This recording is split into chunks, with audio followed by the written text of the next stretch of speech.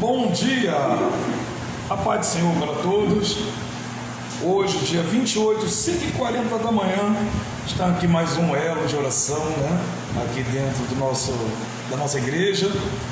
E eu quero compartilhar mais uma reflexão com vocês que continua sendo em 1 Samuel, capítulo 17, no versículo 31, onde diz a palavra do Senhor: que ninguém desanime por causa dele, este, seu servo, irá e lutará contra esse filisteu. Louvado seja o nome do Senhor. Não reparem a Bíblia, não é minha, mas está aqui, para nos auxiliar. Irmãos, eu tirei algumas lições sobre essa passagem e queria passar para vocês, porque a palavra do Senhor, ela tem que nos ensinar a viver, não é verdade? Ela não pode ser só um livro para se ler, só um livro para se entender, tem que ser um livro para se meditar. A palavra do Senhor tem que ser um livro para que a gente venha não só meditar, mas entender, aprender o que Deus está nos ensinando. Então, humildemente, eu tirei essa passagem, quero tirar algumas lições a respeito dessa passagem e passar para vocês venham refletir, de uma forma em que vocês venham aplicar na sua vida, porque estamos vivendo dias maus, cada dia mais está mais complicado, os dias estão curtos, estão se cumprindo as profecias, parece que a gente já acorda cansado, enfim, está tudo muito difícil, as pessoas estão trabalhando mais e a qualidade de vida está diminuindo, pelo menos na maioria na vida das pessoas. Mas, indo para a passagem, eu deixei no primeiro, um dos dias de oração aqui, de manhã, que Davi, a primeira lição foi que ele chega ali no cenário a qual o povo de Deus estava sendo afrontado,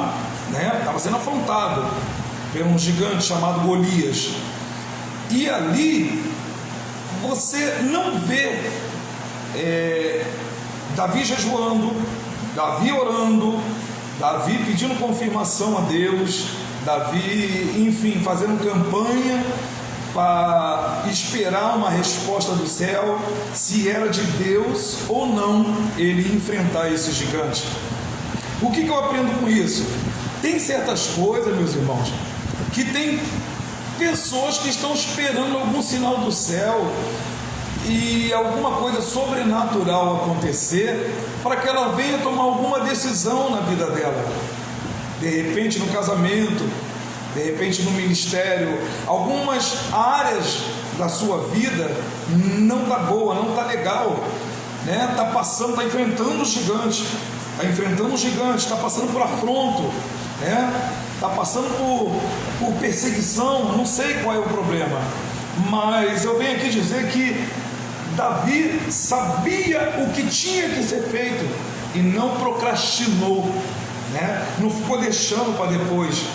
Ele foi lá, sabia o que tinha que ter feito, pediu a autorização do rei, que era a liderança dele na terra, para entrar naquele campo de batalha. Afinal de contas, ele estaria representando o povo de Israel, então ele não podia tomar a frente, ele só pediu autorização, ele só deixou claro: rei, deixa comigo, que eu vou lá e resolvo esse problema para o Senhor. Então ele foi lá e fez. Então a primeira lição que nós temos aqui, que eu deixei aqui já no elo de oração, é que tem coisas que você já sabe que tem que fazer, meu irmão. Tem coisa, minha irmã, que você já sabe que tem que fazer. Tem coisas que só você pode derrubar esse gigante, e você fica aí procrastinando, e você fica empurrando com a barriga, e você fica fingindo que está tudo bem, quando na verdade tem um gigante na sua vida te afrontando. Então a primeira lição é: parte para cima. Você é um filho de Deus, você é uma serva de Deus, não tem que ficar aguardando, ficar assistindo esse afronto, não. Tem algumas coisas que a gente tem que partir para cima. Ah, pastor, mas eu já estou orando há muito tempo. Deixa eu falar uma coisa: a oração sem ação não funciona.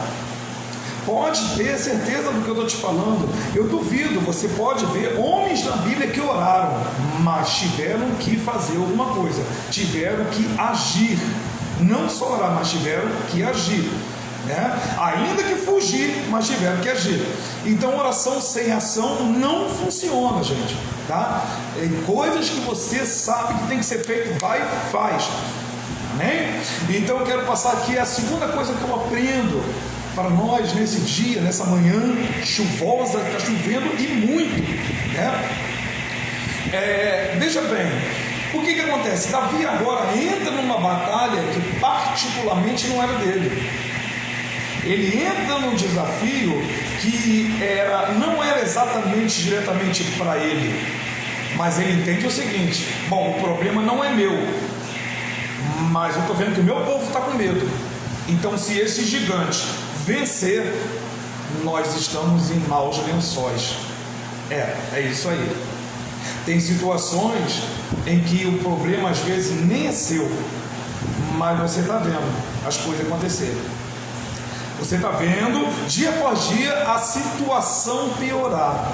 Você está vendo a cada dia mais seu marido na bebida, seus filhos na droga, seu casamento indo para o buraco, e diretamente pode ser que você não estou nem aí, mas o Senhor está falando assim: veja bem, se você continua só assistindo, se você só continua parado, né, parada, e vendo essa situação toda acontecendo, meu Deus, louvado seja teu santo nome, e você não toma partido do negócio, você não toma uma posição, né? Pode ser assim que o problema venha a ser venha parar muito pior na sua vida. Então às vezes você olha para situações e deve pensar assim: não, isso aí não é problema meu, eu já estou cheio de problema. O Senhor está falando assim: não, onde você está, Deus te colocou para você fazer a diferença. Onde você está, Deus te colocou para você ser a coluna. Para com esse papo: lá em casa só eu que oro, lá em casa só eu que busco, ninguém quer nada com nada, meus filhos, meu marido não quer saber de Deus, minha esposa não quer saber de Deus, é só em cima de mim. Não. Você que Deus escolheu para ir à frente, para ser coluna nessa casa, você que Deus escolheu para fazer a diferença no seu trabalho, tá? No seu trabalho.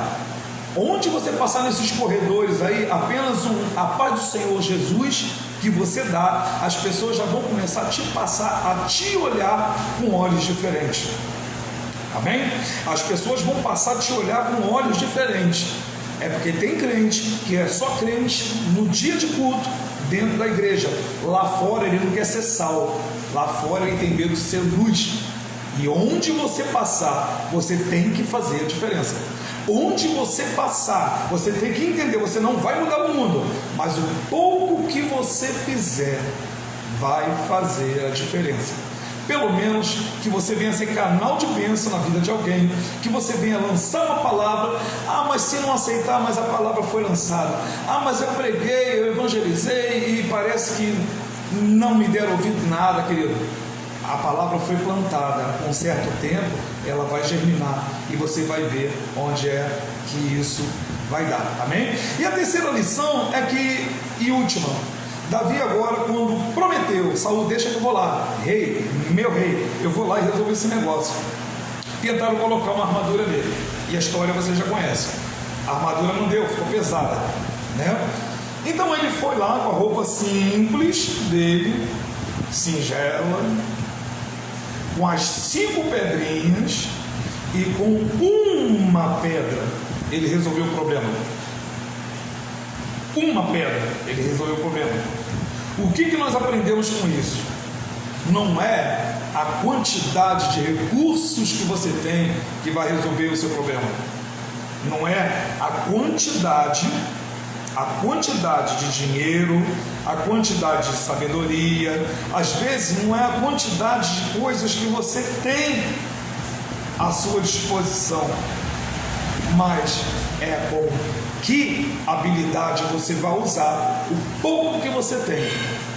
Eu costumo dizer, as pessoas às vezes não concordam comigo, Davi ele tinha visão. Se você parar para pensar nesse combate, a qual Golias ficou desafiando o povo de Deus ali, 40 dias, né? Chamando alguém para briga, ninguém foi.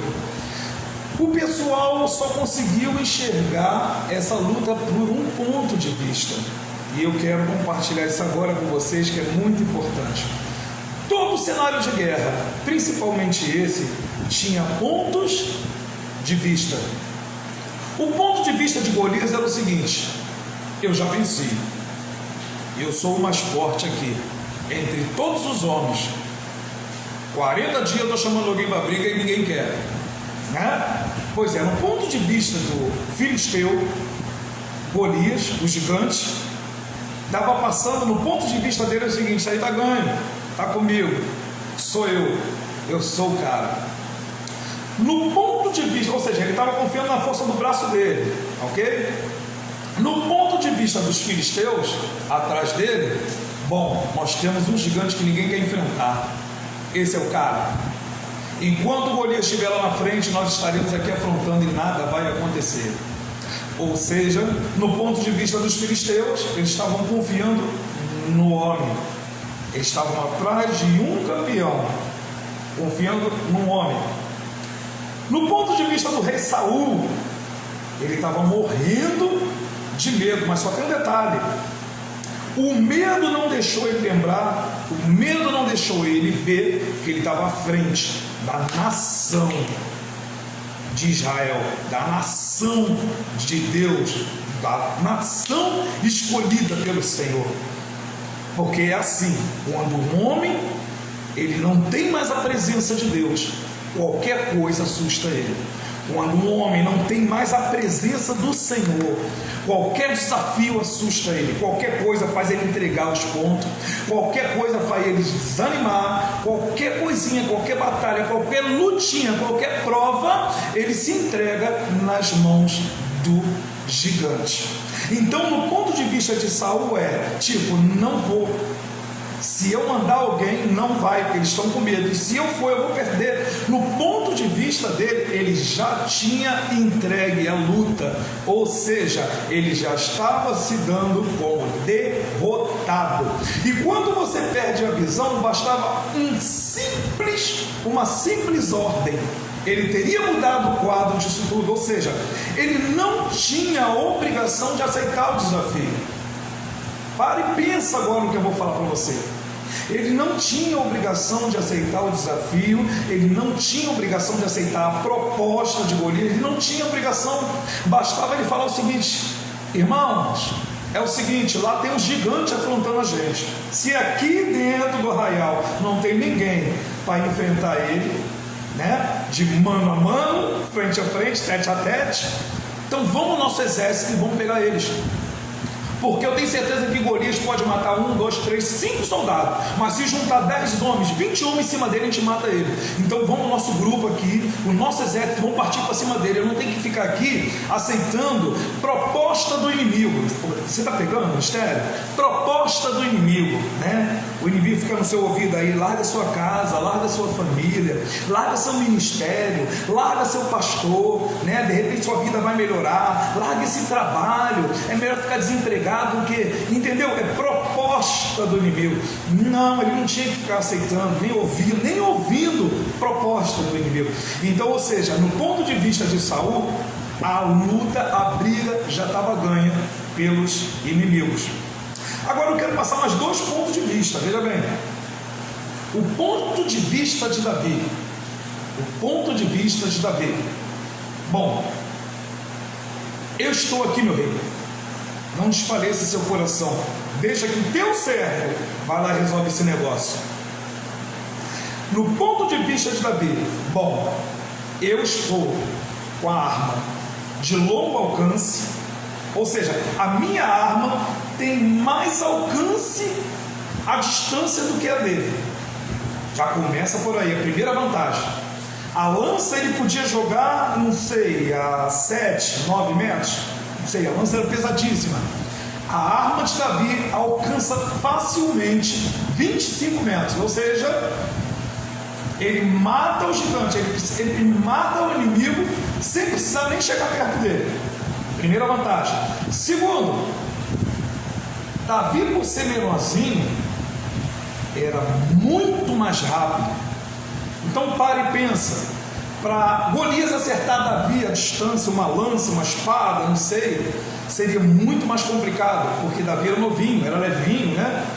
Imagino eu que a agilidade dele e os reflexos. Então, no ponto de vista de Davi, bom, eu já enfrentei urso.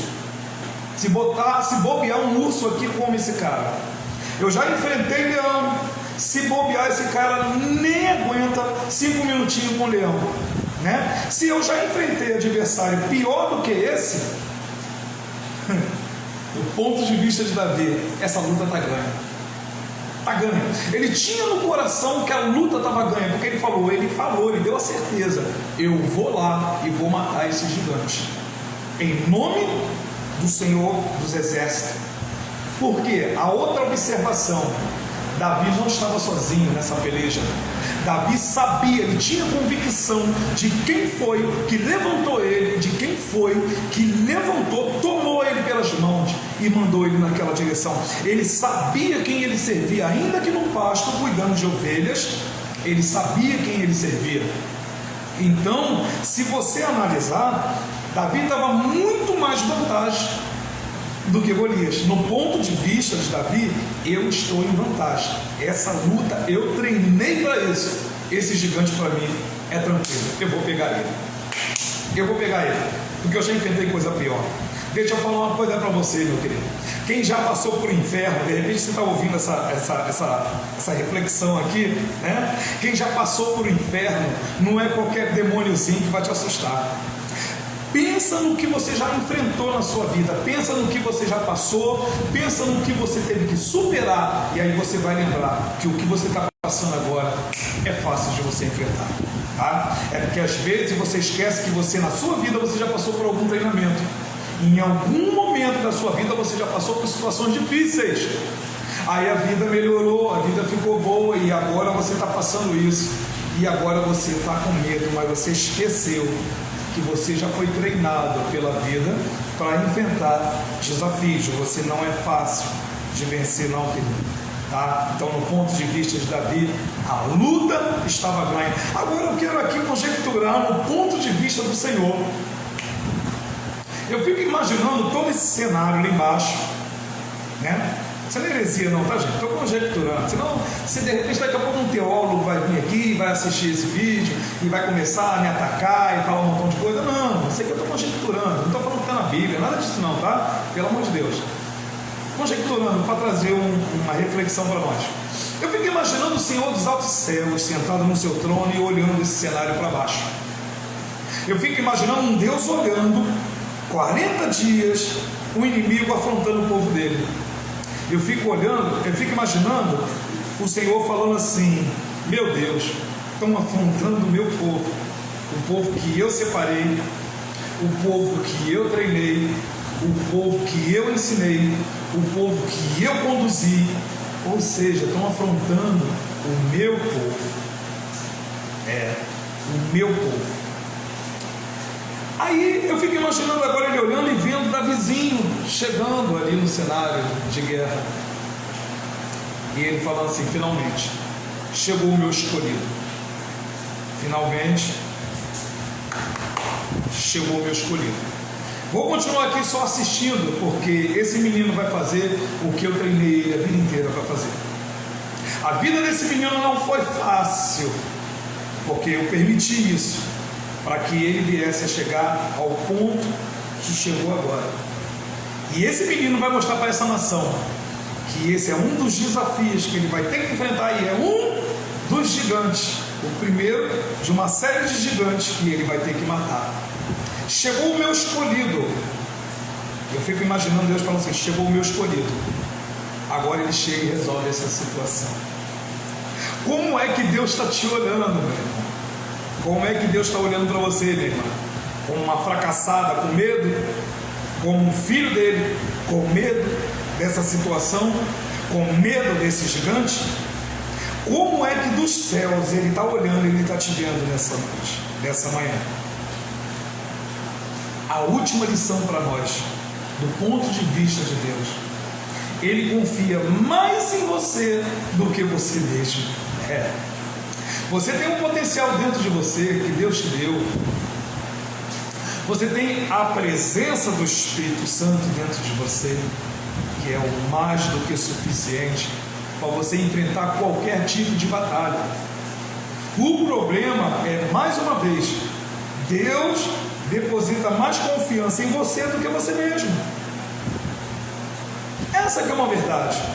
Então eu queria deixar essas lições dessa passagem, um dos combates, né? Os clássicos. Eu penso que esse é o combate clássico da Bíblia, né? De vários combates que tem. É o mais conhecido, acredito eu. Como Deus está te vendo? A pergunta é essa. Quando Ele olha para você, Ele vê o quê? Um corajoso, uma corajosa, ou Ele vê um covarde, um medroso, que nem pelo menos tenta lutar, está entregando a luta antes de começar? Que nessa manhã você venha refletir sobre isso, sabe? O que Deus quer de cada um de nós é que sejamos representantes dos céus na terra. Vamos ter luta? Vamos sim. Vamos ter dias difíceis, aflições? Sim. O choro pode durar uma noite, mas a alegria ela vem pela manhã. Pensa nisso, tá? Esse afronto, essa peleja, essa batalha que você está passando, o Senhor me trouxe aqui. Estou mexendo com as suas emoções, não estou aqui querendo mexer com suas emoções, mas o Senhor me trouxe aqui nessa manhã, aqui, 6 horas, para dizer: você vai passar, você vai superar, aguenta firme, não esquece o Deus que te chamou, que te levantou, não esquece que você tem o Espírito Santo para te direcionar como seu consolador, tá? Não esquece que você é um escolhido do Senhor, é uma escolhida do Senhor, tá bom? Para cima, não temos mais tempo a perder. A qualquer momento a trombeta vai tocar e o nosso Jesus vai vir recolher a igreja lavada e remida no seu sangue. Que Deus abençoe a sua vida grandemente, que essa semana venha a ser uma semana abençoada de resposta na sua vida, tá? E vamos que Jesus está voltando. Que Deus abençoe a sua vida grandemente, em nome de Jesus, em nome de Jesus.